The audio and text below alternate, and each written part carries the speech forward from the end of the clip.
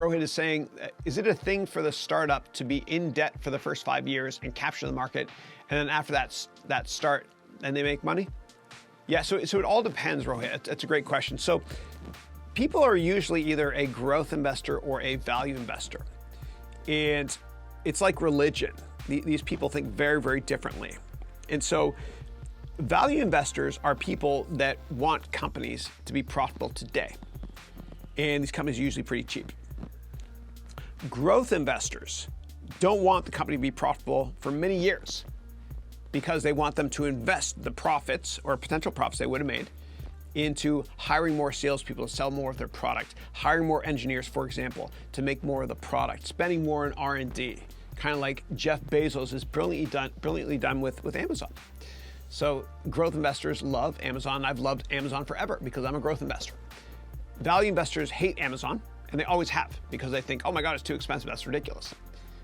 But growth investors are cool with it. And they're like, hey, Mr. Bezos, run your company any way you want to. Don't be profitable today. I want you to be profitable in the future, really profitable in the future, but not today. And I see all this money you're investing in Kindle and AWS and other distribution channels and technology stuff. And I love it because you're gonna make a lot of money one day because I have confidence in you. Growth investors are cool with that. And in fact, a lot of venture capital investors are growth investors, of course. They're investing in companies that are growing fast, but aren't profitable. And when growth actually slows, like when revenue growth of a private company is positive but slowing, that's when the venture capitalists give it to the investment bankers to take public. And then the investment bankers at firms like Goldman Sachs, UBS, Credit Suisse, Morgan Stanley, etc., those investment bankers will take that company and make it public.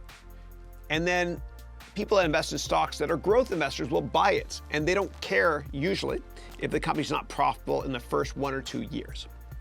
They're cool with it. And growth investors will ride that stock forever until it stops growing, and then something happens. Growth investors don't want to buy anymore because the company stops growing. And it's not that company's fault, they're just too big. It's like the US economy. The US economy is not a growth economy. It only grows at a couple percent per year because it's so big. It's like, almost 30% of the size of the world's revenue. And so big companies and big economies can't grow fast. And when big companies stop growing, these growth investors want out. They sell. The value investors don't buy it yet, though, because it's not cheap enough. So what happens is that company is in what I refer to as investment purgatory, no man's land, for like 10 years usually. Because growth investors don't want to buy it because it's not growing as fast. Value investors don't want to buy it because it's not cheap enough yet.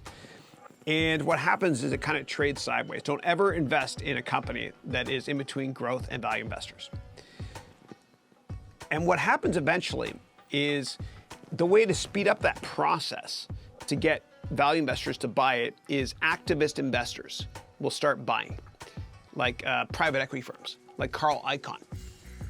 He might buy the company and say, look, your growth investors are gone.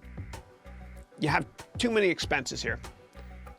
I want to buy a big stake in your company. I'm going to bully myself and I'm going to bully the board by joining the board. And I'm going to fire the CEO maybe, or I'm going to replace this person maybe because I own a big part of the company. I can do that, right? Because I own a board. I have a board seat now. And I'm going to force you to enhance shareholder value by maybe cutting expenses so that more people, value investors, will want to buy it. That's the whole psychology and process of going from an unprofitable startup to later stage. And in my course called An Entire MBA in One Course, we go through the whole life cycle of a company.